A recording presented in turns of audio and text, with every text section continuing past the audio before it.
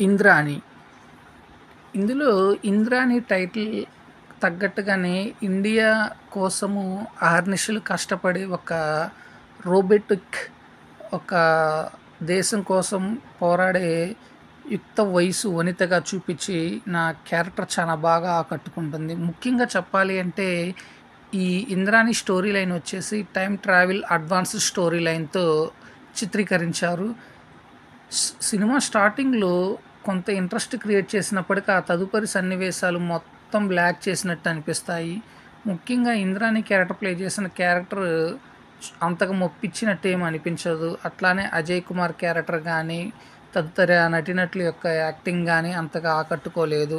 ఓవరాల్‌గా చూసుకున్నట్లయితే concept okay.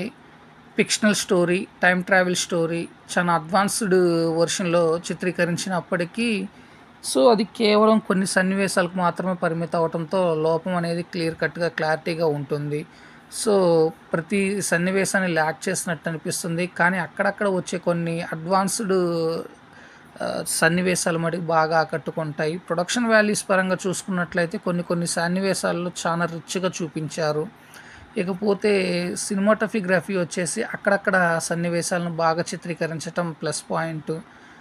ఆ తర్వాత మ్యూజిక్ వచ్చేసి అంతగా ఏమీ మెప్పించలేదు. ఇందులో వచ్చిన నటీనటులు చాలా మెచ్యూర్ నటీనటులు ఉన్నప్పటికీ వారిని ఎట్లా యూజ్ చేసుకోవాలి అనేది డైరెక్టర్ వాళ్ళని ఆ విధంగా యూజ్ చేసుకోలేకపోయాడు. అట్ ది సేమ్ టైం తీసుకున్న స్టోరీ లైన్‌లో అడ్వాన్స్డ్ టైమ్ ట్రావెల్, అడ్వాన్స్డ్ స్టోరీని బేస్ చేసుకొని తీసుకున్నప్పటికీ దాన్ని ఏ మేర చూపించాలనేది అంతవరకు చూపించలేకపోయారు. కేవలం అడ్వాన్స్డ్ వెర్షన్ అనేది ఫిక్షనల్‌ను అట్లనే టైమ్ ట్రావెల్ కాన్సెప్ట్‌ను కొన్ని సన్నివేశాలకు మాత్రమే పరిమితం చేయటము, ఓవర్ లెంగ్తీ సీన్స్‌తో హీరోయిన్‌ని ఓవర్‌గా చూపియటంతో కొంత డ్రాబ్యాక్ అని అనిపిస్తుంది. ఇకపోతే ఈ మూవీ నేనిచ్చే రివ్యూ వచ్చేసి ఔట్ ఆఫ్ 5లో 2.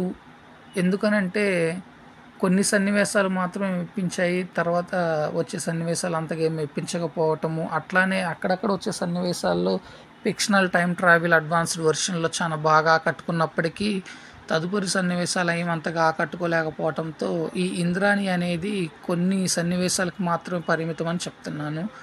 ఫ్రెండ్స్, నేను ఇచ్చిన రివ్యూ అనేది మీకు నచ్చినట్లయితే నా ఛానల్ సబ్స్క్రైబ్ చేసుకోండి. నా ఛానల్ పేరు వచ్చేసి టీఎస్ఎం బ్లాక్. Thank you. నేను మీ నషరుద్దీన్.